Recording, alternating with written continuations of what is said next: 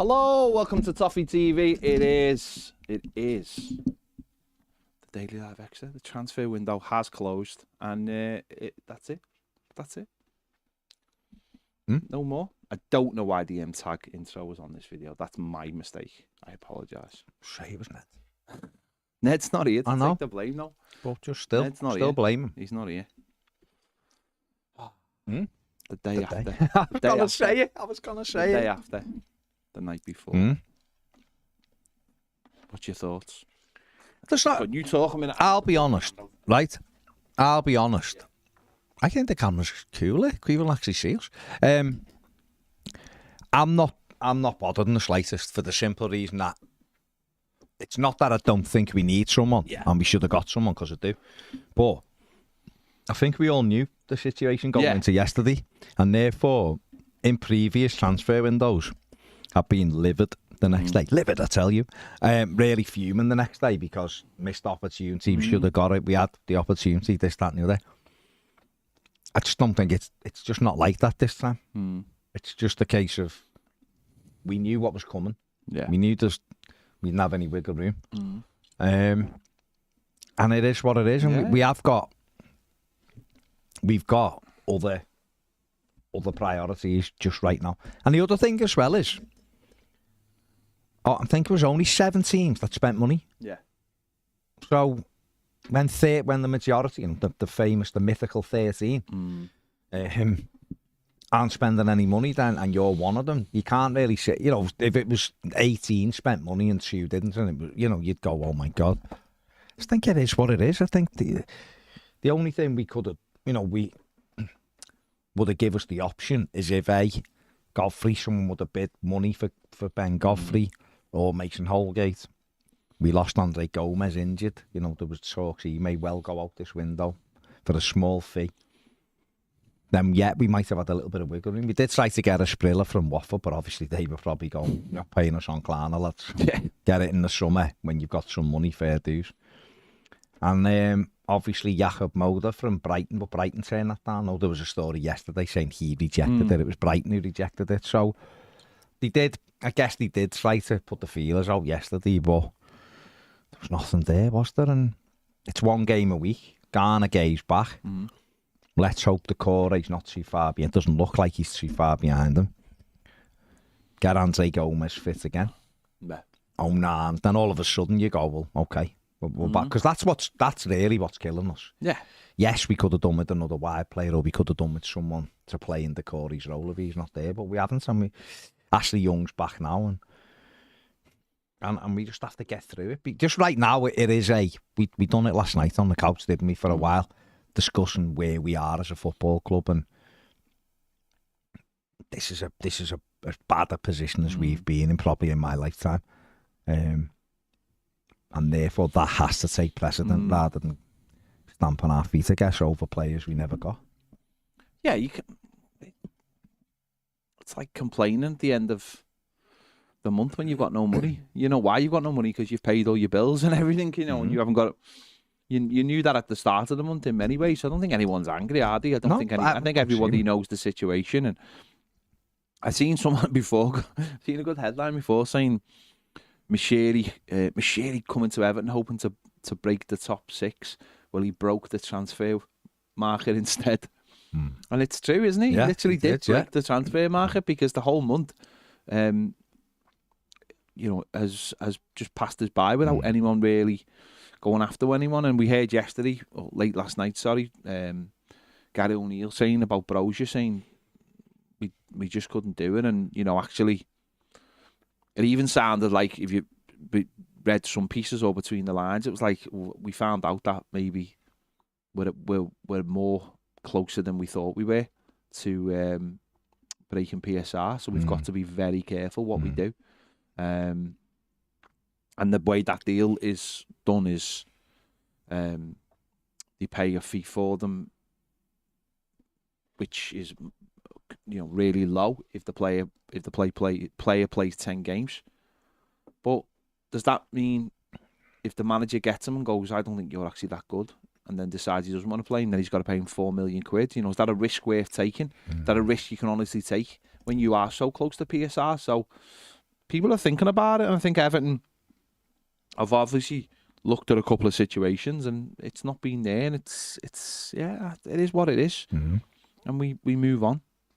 We look forward to the games now, or not look forward to the games, whatever it is. But it being Saturday to Saturday or weekend to weekend will make a big difference, I think, going forward, for getting players back, recovery for players, tactics as well, management to sit down and work out a plan during the week and get the, and I know, listen, we've had like a couple of games recently where there's been 10 days between the two games, so it's not blaming, but I just think that we haven't been able to calm down after the December period properly because we haven't had our proper team out. No, so that's the problem. Everton can, and it's a big if, but if Everton could keep the majority of the players fit between now and the end of the season, I think we'll be all right. And I think, and we do have to, it's dead easy to take the depression view with where we are because we're in the bottom three and there's nothing, there's no other view to take. But the reality of it is, if you do step back and go, hang on,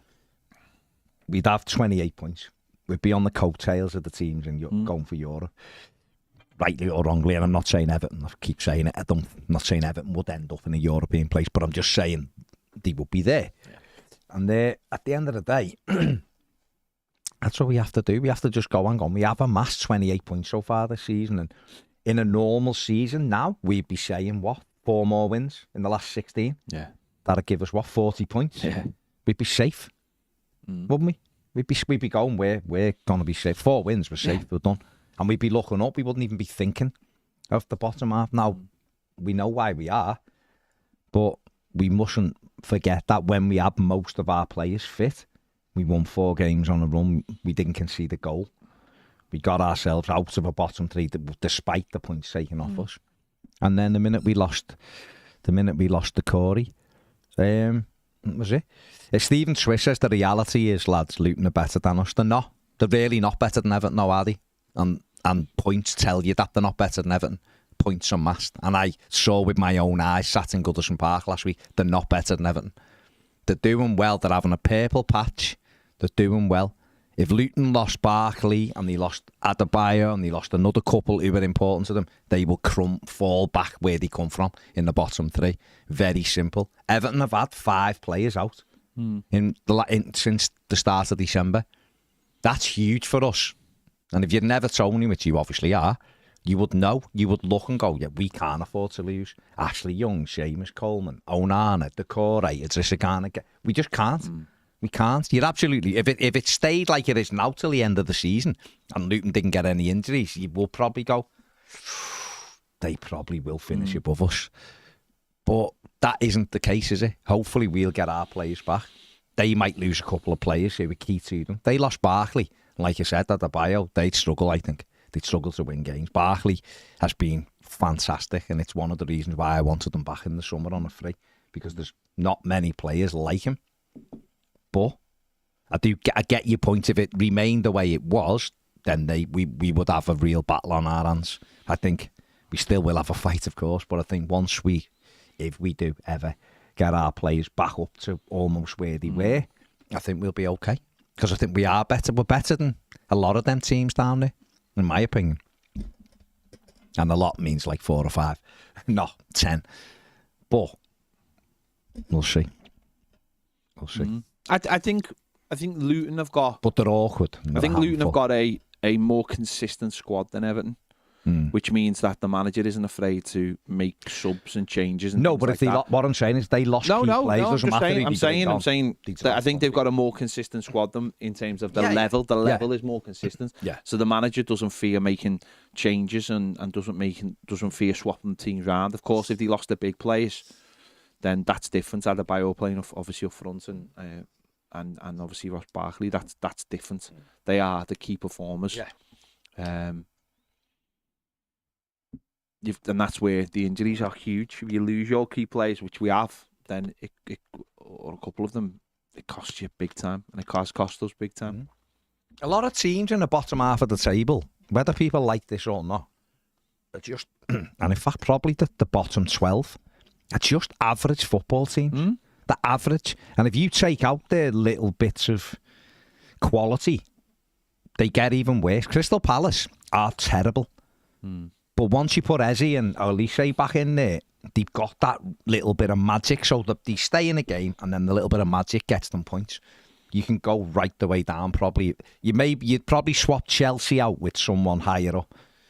But even teams like West Ham, if you took 3 of their key players out, they drop. Watched them last night. Bournemouth had them everywhere. And that was with the key players. So this league is massively overrated. I've said it for a number of years. Everton can't afford to lose the players they've lost, or they do drop down the league. That's just a fact. But the same as with everyone else. You can't have those glasses on that some of our fan teams are put on.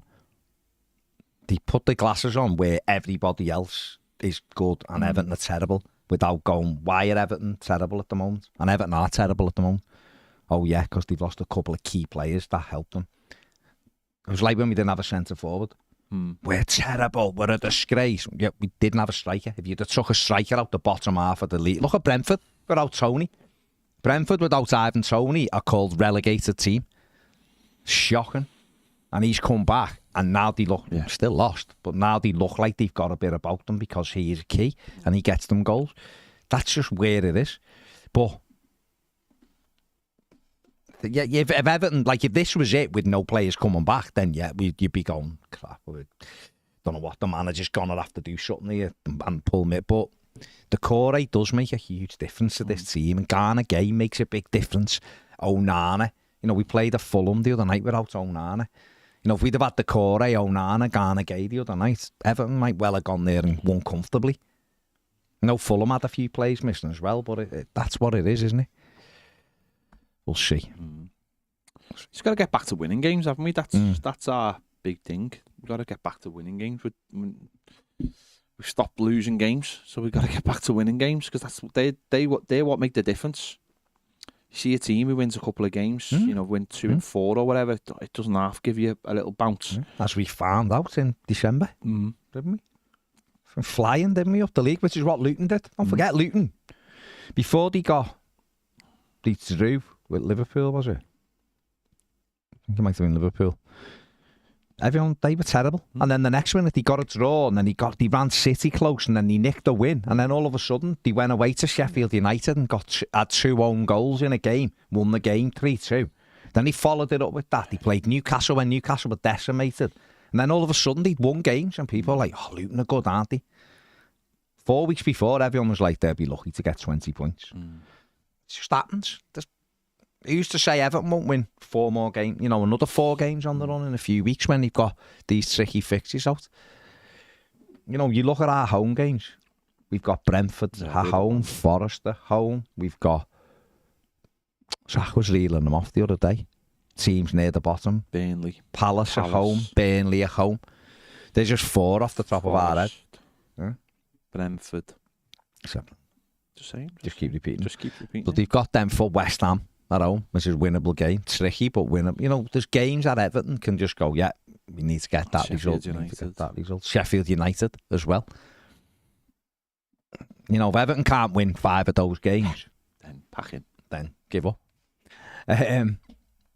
But it'd be difficult if they don't get any players back, of course, yeah. Luton are getting lucky breaks at the moment. That's why I think it'll even out again. I think they'll hit a wall again and lose 3 or 4 on the run. They're in that crest of a wave at the moment, and it takes one result to go knock you off. You look at us. We were flying. People were going, I can't see us losing until after Christmas at one stage. And then we went out the Carabao Cup because of Onana's stupid penalty. We go to Spurs. We lose Ghana. We're all over them. We hit the bar. It can, all of the things. We have a goal disallowed that was not nearly done with it.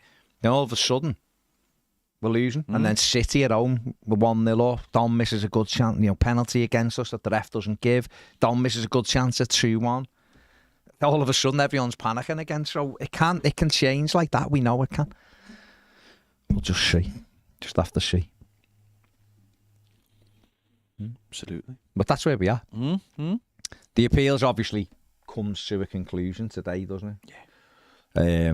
A couple of weeks before we get any results of the verdict.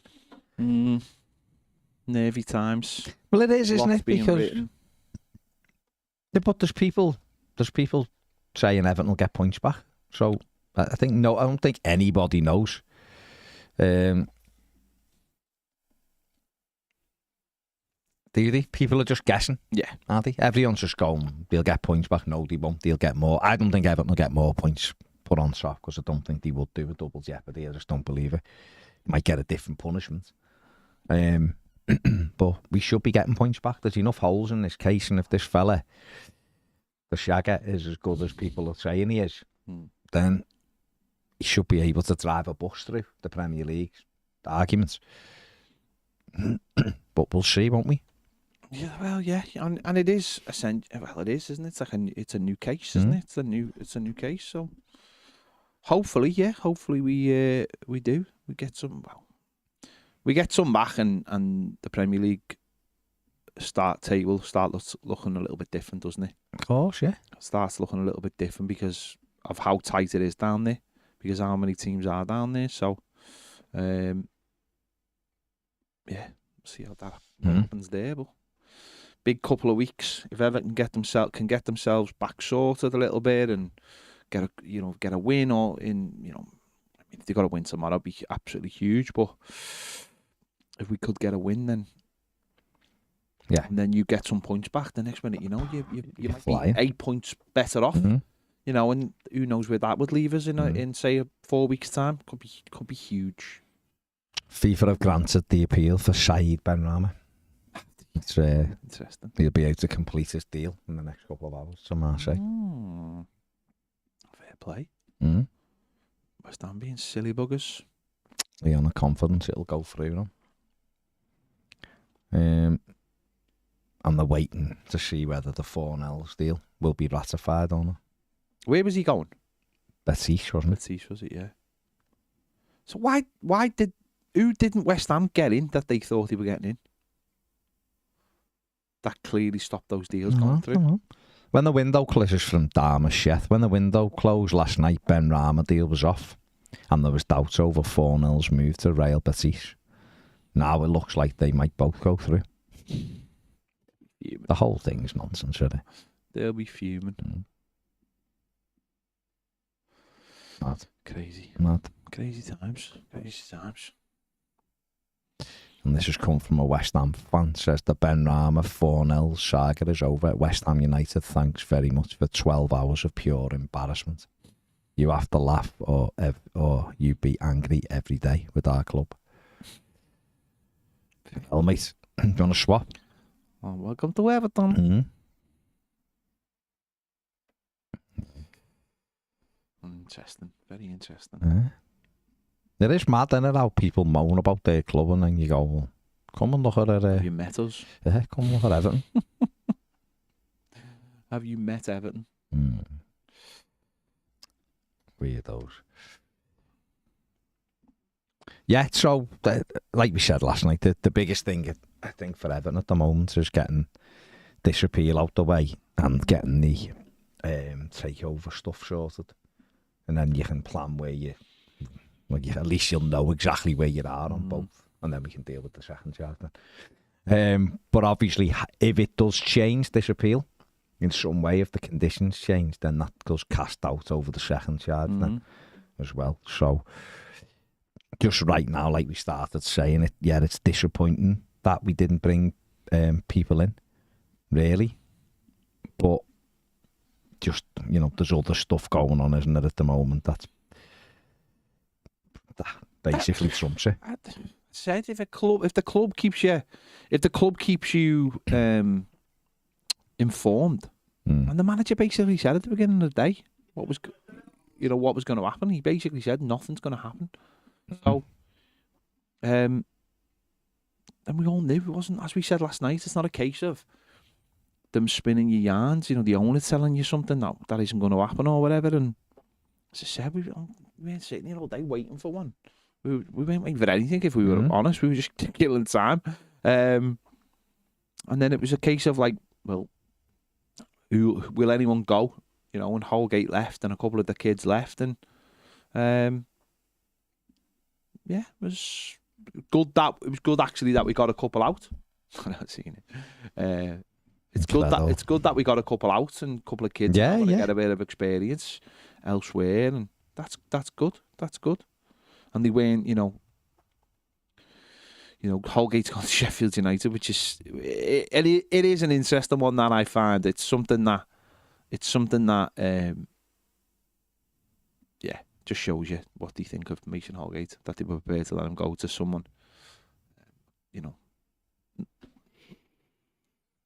not a million miles away from us, but I mean, I'm not particularly worried, because if Sheffield United catches, then who cares? You might as well just end the earth.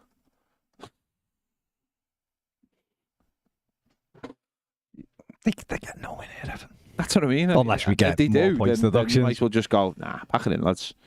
Let's just all go home. I don't know. No. We'll see what happens. But no, it's dead quiet, wasn't it? It's just like there's not even that much to talk about. There isn't that much to talk about in terms of it. So probably shouldn't. But got Tottenham tomorrow. I mean, that's a game of footy. Remember them games of footy? Remember when you used to focus on games of footy?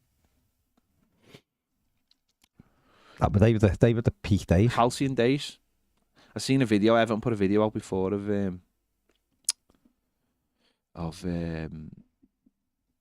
Jelavic. Just when he scored the 2-1, the comeback, 2 goals in injury time. It's just like, they're the nights, aren't they? They're the nights we all miss. When you felt like you could win every game, and I don't know. I just remember bouncing in the next day. We were on KCC, and I remember bouncing in, and we played the Casey and the Sunshine Band as I played it as the first song. It was boss. And I think I actually played the commentary over the top of it, because we had we had no commercial overload. Yeah, you could do whatever. So we could do whatever we wanted.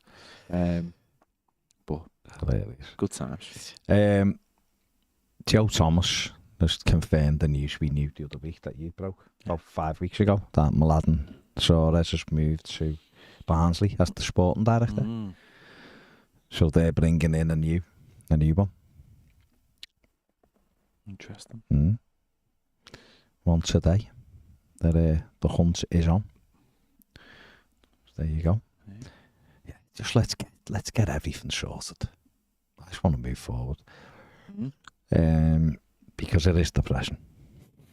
It is though, isn't it? Because we're all just sat around, aren't we? Going, okay.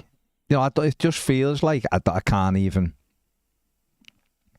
It feels like you can't even plan what the club should be doing right now, because there's just this big mess in front of it. It's like, whereas if you know where your path is, you can look and go, okay, then what do we need then coming into or what do we need to do, or how do we generate more money, or what. Right now, you're just going. And that must be really hard. I mean, it must be really hard for the people making decisions at the clubs like Kevin Felwell. Yeah. It must be really difficult not knowing. I mean, I think we'll obviously have a clearer picture. In a month's time, we'll have such a much clearer position on everything. We'll know where we stand. I think a fortnight today, we'll know whether 777 are Everton's owners. That's what I'm saying. In the next month, we'll know hopefully about 777 and where we stand with that, and we hopefully should know about the commission as well. And that'll solve a lot of issues, won't it? Just having those two things sorted will just mean that we can, as a football club, move on to the actual football stuff. The stuff that's supposed to be the only thing that matters, and we can get on with that. It's like I don't know whether you said it. You probably did say it, but we haven't been. We got rid of the last lot, and we haven't been able to move forward, because the minute we went right, let's move forward. Then we were hit with everything else. So you're still sort of going, okay, how do we move forward then? How do we move forward? And it's difficult because I know a couple of people, I know 3 people, or certainly 2 people, who look at the stuff we do, what the fans are doing, and I know the stuff tomorrow, and they're like, they're rolling their eyes at it. As in, like, we broke the rules, what are we doing all this for? we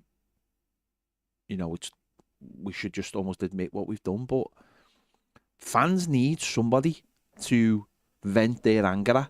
And the people that we should be venting our anger at, or some of us did vent our anger at, are not at the club anymore. Or certainly don't turn up for games because they're trying to sell it. So you need a bad guy. You need someone. You need to, remember when this all started and people were like, this will galvanise the club. And it did till a few weeks. Till we run out of players. But you need someone that you can vent at. Because Everton fans, they didn't have anyone to vent at. What would they go mental? What would you do? Would you go to the game every week and just sit there sort of like building that up and go, or this is his fault or that? Those people are gone. Everyone had a chance to vent at those people last season. Some chose to, some chose not to. Now we do have that common enemy that it's important that. And whether people think it's, there's people on the outside and we know what's going on. We know there's loads of briefing. We've seen again yesterday, pieces getting put out, client journalism. Fellas, Masters is backed into a corner. He knows it because of what... And that's not even... By the way, it's not like... I'm not sitting here going, he's made the... I think he just looks weak and stupid because of what's happened at the Commons Committee, because of what he said. He misspoke. Maybe he didn't misspeak, but he misspoke and he's made himself look stupid and they want him to clear up what he said about Everton being a small club and the points and all that. And he's made himself look really weak. So absolutely make him the bad guy, make him the villain. And push that. And at every game we're on, and if we're on live, we keep pushing that. And if people don't like it, just sucker up for 90 minutes. We can all go on our messaging and speak to people or whatever, and we can have our personal feelings, and we know why we are where we are. But just for right now, the Premier League are the enemy. It's as simple as that. Richard Masters, Little Dicky, is the enemy. Yes, Let's keep venting that and keep pushing that narrative. When the dust settles, we will all come out as our adults and say, we know who caused this. We know who caused this, because we do know who caused it. It's cause and effect. We give the Premier League an opportunity to dock us 10 points. No matter what anyone says, we give them an opportunity to do that. If we hadn't given them the opportunity, they wouldn't have taken them. It's simple as that. Yeah. But when the dust settles, we'll come back to that. And we will point fingers and we'll know who's tried to destroy our football club. But right now, it's about saying, well, I don't want those 10 points. I actually know these people tried to destroy my football club, but if you wouldn't mind, I'd like my football club not to be destroyed. So can you not destroy us, please? Because you ain't going to destroy anyone else. It's as simple as that. After this season ends, it will be changed and it will be different. And everyone, okay, just talk today that Chelsea, there's no way Chelsea are escaping a PSR charge. That's being said today. But who knows when it comes, and if it comes, will he have new punishments in place because of what's happened to us? Will he react to whatever? Maybe they react to what's happened with our appeal.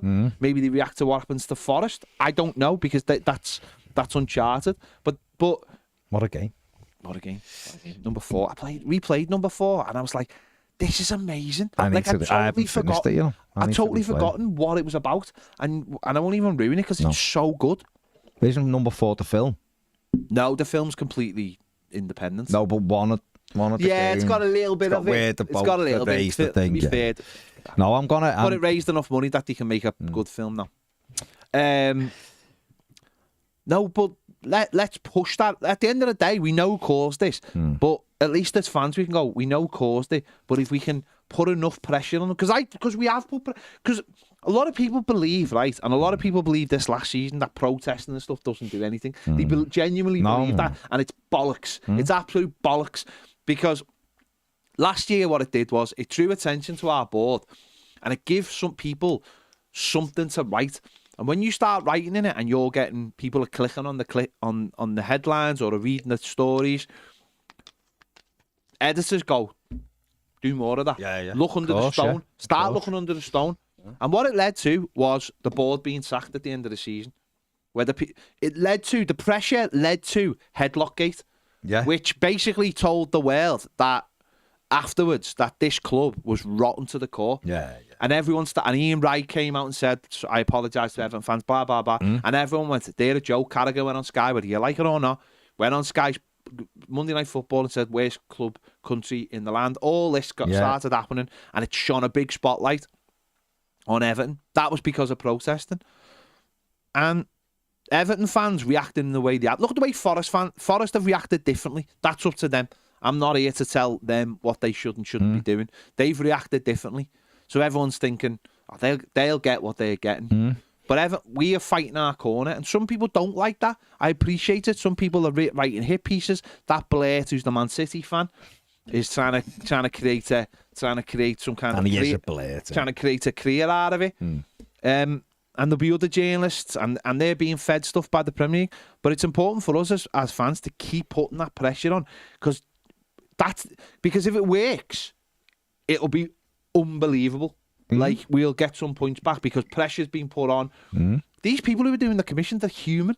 They don't go in. They haven't gone into a commission going la la la la. They've gone in looking at how the whole thing, and when they make a decision, they might just go, we've seen how this could decimate a football club. Yeah. We could see what this could do to a community. We could see what this could do to the future of a football club that is trying to build a ground, that is going to be one of the grounds for Euro 2028, that is going to give loads of jobs. That might just creep into their heads and make them change their mind. If we sit back and do nothing, we'll just get what we're getting.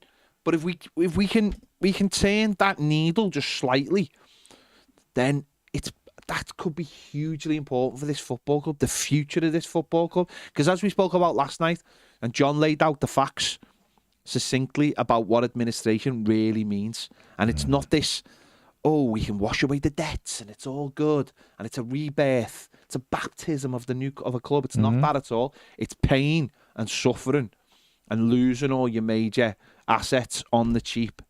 And we've got to stay away from that. And it will be hard for the next couple of years, regardless. If Everton stay in the Premier League, it will be difficult. It will be tough.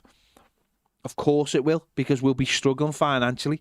But we still, as a fan base, we still have to keep going and hit the Premier League with both barrels. Yeah, absolutely. Absolutely. Who was the clown? I mean, that Sky had on?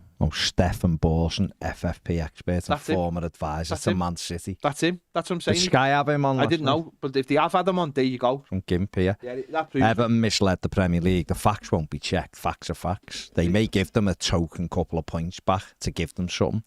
The fella that City chased, making a career out of it. And the fella that City was involved in, City have got 115 He's a prick, and he's making a career out of it. He's making a career out of being like... They've got him on, no wonder. Yeah. He's making a career out of being like, going in on 2-footed and being like, well, everyone else is so nice, I'm going to go after them. He's a prick. Clown. Yeah, he is a clown. Got binned from Manchester City. Yeah. And he got binned, but yet wants to distract everyone from talking about Man City.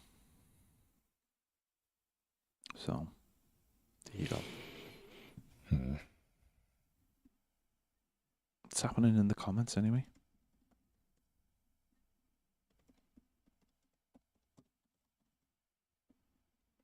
Sorry, just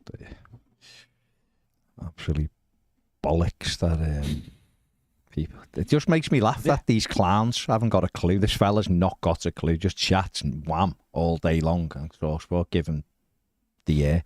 There's a Talksport he was on, not Sky. Gibbs, options with Jim, mate. Yeah. You know what I mean? Pathetic. The comments say Gareth Hughes said most uneventful deadline day ever, but it meant an 8-hour AOB, and I'm happy with that. Yeah, it meant listening to Ned. Great content as always, lads. Not so purple-acky says, do you think top-level football can recover from the Masters effect? Let's be honest, right? Let's be honest. Top-flight football isn't the way it is because of Richard Masters. Let's get that right. He's little dicky, but he ain't caused all this, has he? Let's get it right. The Premier. Go back to find out the reason why he is in charge of the Premier League. There was a little bit of scandal with the person that was appointed before him. You know, there's a little bit of stuff. And he was fourth choice, by the But way. that's what I'm saying. He's in there because he was actually fourth choice. But the people who appointed Everton, there was a little bit of controversy about them. So no, he didn't cause the problems, and cause football has recovered from much worse things than some fella causing, you know, problems for. Let's be what Richard Masters has had to deal with the aftermath of what the Six did. Let's be honest as well. He's had to, on one hand, try to look tough by disciplining them, and on the other hand, gone, no lads, it's all right, don't worry about it. That's our job. It's our job, and that's why all this stuff started to come out. PSR again is an effect of those six doing what they've done. It's a distraction, but also a thing of we're coming down tougher on clubs now. They can't do what they want, so we're going after them because of those six. Those six left us, and we're getting tough on clubs. Hello, Everton. Mad, isn't it? That is mad.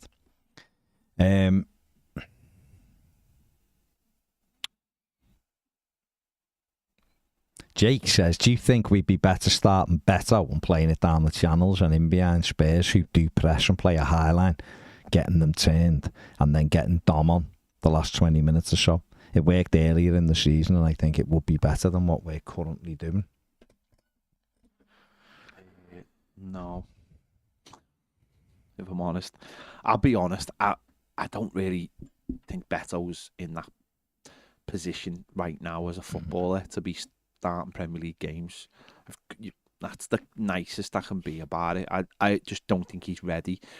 I've said this a couple of times this week. I think it's very noticeable that you can tell he started playing football late. He doesn't have the fundamentals. You know, you can tell, can't you, that he's really raw. Polished, is he? No, he's really can't keep the ball very well considering he's massive. His first 2 yards, he looks like he's running with a fridge on his back. When he gets going. No, when he gets going, he's great. But he's going to be a player that is going to be is going to take time. And I know people see this is the thing, right? It's like stardom, and you'll but if you've only got one tactic and everyone knows what it is, Spurs players will deal with it very, very quickly. The high line, I get what you're saying, the high line, but can you then? Dom can run in behind. Can you honestly then say, well, he'll keep himself on side, or he can? We've got the players to manage the runs. Dom can run in behind. He just doesn't do it. Yeah. We should use him when he does it. He broke the lines against Villa. Okay, he missed it, but he broke the lines against Villa. Beto came on against Spurs and didn't set the world on fire when we were pressurising them, when we were, Dan Juma on that day was the one who really... We don't play the right ball to him. We play like a good ball down and he gets in and then we don't do it again. And you go, well, look at last just week, keep doing it. We kept on trying against Luton and the Luton centre-back just got hold of him. But both strikers didn't get a kick last week. Tom says, are you really an Everton fan if you didn't see our players liking Maupai's post about Maddison and then being convinced it's going to motivate him to have the game of his life on Saturday? I don't look at it like that, but I understand why you would. Glenn says, if the January transfer window slams shut but no one's around to hear it, does it still make a sound? It slammed shut like you should slam the like button. There you go. They're just facts. They are facts. Andrew says, the thing that pisses me off about the points deduction is the fact they were immediately taken from us instead of pending an appeal. Meant that teams like Luton and Burnley with Deb and Berry suddenly got a second bite at the cherry. Mental. We said this at the time. We literally said that when it happened. We were like, mentally, that's going to kill us all. Seeing that table kills us all. We said that at the time. And I think the reason they did that was, it's like when someone scores a goal and you don't think they is, and you wait for VAR and you don't take the ball to the halfway line. It's like that kind of mental tactic. We'll grind these bastards down. They did something wrong and we're going to show everyone. And because you only get one bite of the cherry, you're appealing, whereas in UEFA, obviously, you can go up and up and up and up. Or in any general thing where there's an appeal process straight away. We should be playing now with 28 points and almost... But then, I suppose the flip side of that is we'd be sitting here going, imagine if we lost 10 points now, we'd be in the bottom today. But we wouldn't be sitting here thinking... we might have won other games. But we might have a freedom about us going, well, if you take 6 off us, then we'd only drop to, 15th or whatever. So I do think that was mentally really, that was them saying you've lost them, and do you honestly think you're, because it does skew the whole thing. It skews it. We're not going to get those points back, but if you've got them, then you might think a different way. And it is mentally can be, I don't know. It's, yeah, you look at the table right now and you're in the bottom 3, and that is tough for everyone, isn't it? Yeah, it is, yeah. Gotta see what we can do. Andrew also says not only were we punished, but our relegation rivals were given a massive mental boost as well. Personally feel if you look at the form of Luton before and after our points deduction, they'd be on less than 15 points. Yeah, give them a huge lift. I think Luton, though, to be fair to Luton have grown as the season's gone, which it typically happens to one team who gets promoted. They will have looked at it and gone, there's some... I think the biggest thing mentally in football, and this can happen at any level, is when you look at the table and you look at the team above you, and if you can't catch them in 2 games, I think that's such a mental thing for football teams. Yeah. That idea of we're going to play a team, and even if we win, we're still X amount of points behind the one above us. I think if you've got something to catch above you, I think mentally that does give you such a boost. We can get them. They aren't 10 points. If you're Sheffield United right now and you see Luton on 19 points, how damaging is that mentally? You've got to, you're 2-1 up against Palace and you're thinking, right, we're a little bit closer, and the next minute you find yourself your bottom. That's mentally so tough. And we were talking about Mason Holgate before, going, and that's how Everton will probably figure that out, going like, that's huge. That's a huge thing to get over. And that's why with Everton being within the bottom 3, of course, on 18 points.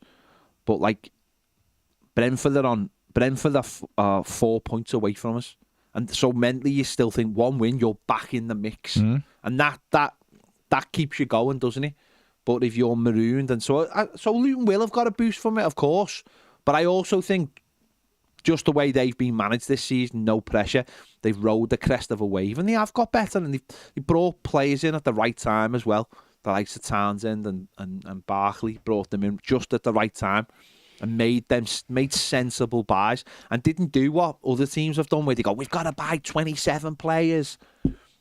They've gone in and gone, no, we can grow as a team. We believe. You give everyone a chance as well. I always think that when teams come up and buy like 10 new players, and you're just basically saying to anyone, you're not good enough to play in the Premier League. But you will need those players at some point during the league. That's all. That always happens.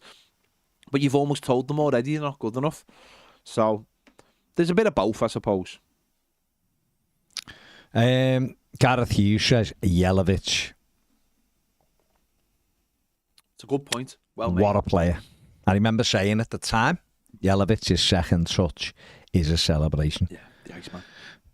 Andy Carroll, his second touch was a slide tackle. The amount of first-time finishes was silly in that first season.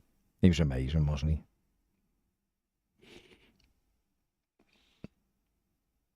Brian says this squad is a mishmash of players who don't really suit each other. It's a case of fitting square pegs and round holes until the end of the season. We need to more or less avoid injuries, red cards and bookings for perfect tackles. Should we manage this, then we will remain in the Premier League for another season. Putting a fiver on us getting a penalty tomorrow. No, if it's like 6-0 to Spurs or something. We got a penalty against Brighton. James Warland says, do you think Thierry Small regrets leaving Everton? I said it at the time. I hope so. I said it at the time, and I'll say it again. Thierry Small did exactly what he thought was the right thing for his career. And that's it. And that's all anyone can ever do, isn't it? It's all anyone can ever do. Was he stupid?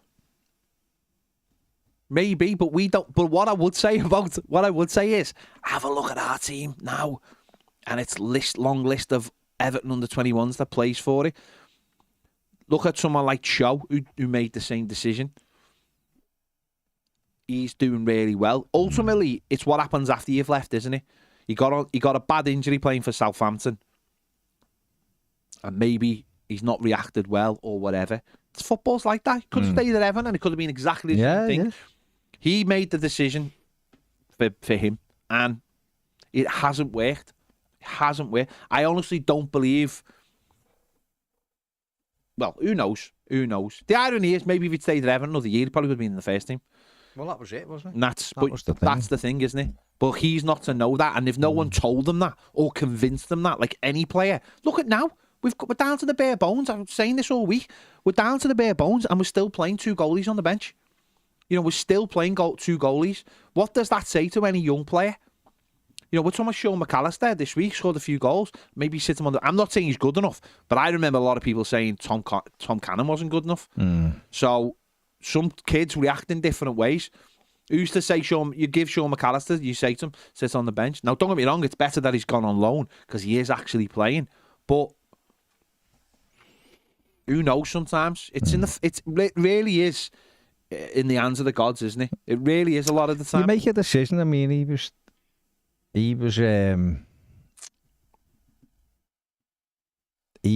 was obviously really badly advised, and he jumped in with that as well.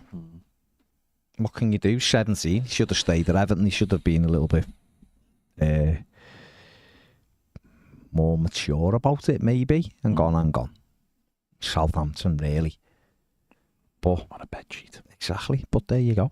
Jez says here, do you think we actually have the bodies in this squad to get through it if Dyche keeps playing 2 goalies on the bench and not blooding the youngsters? Is there any value in a pay-as-you-play with a free transfer? I know and agree free transfers are there for a reason, but I get the fear by Dyche doing this stubborn shit with the youngsters. We won't get anyone in on a free. Yannick Bolasy's free. Is he, yeah? Just left Swansea. He had a short-term deal, but obviously, money-wise, they might have been in the same boat. They need to release. Well, get him in. Get him in. Get him in here. One of your famous interviews that you record at stupid times of the day. Glenn said, if you were running a half marathon, would you be more this is just for you, would you be more motivated to run faster if a good friend of yours who enjoyed friendly competition with you was 100 metres in front of you or 100 metres behind you? In other words, would that motivate you? It would only be in the last 100 metres. Running is... I'm going to give the really boring answer now. Running is 100% mental. Physically, we can all run a marathon. I'm telling you that right now. We can all run a marathon. Free for yourself. No, you could easily run a marathon. Easily. I mentally, on Sunday, I'd only run 10k, and I mentally told myself I had to run, and I planned it all out. And as I got running and I slowed my pace down, it meant I could run further, and I could have done a half marathon if I didn't need to go to the toilet for a massive. And we could. It's mental. You can't. Do you know what? I'll tell you what's the worst thing. So I'm on an app called Strava, and I know loads of people are on that, and it's a social media running app.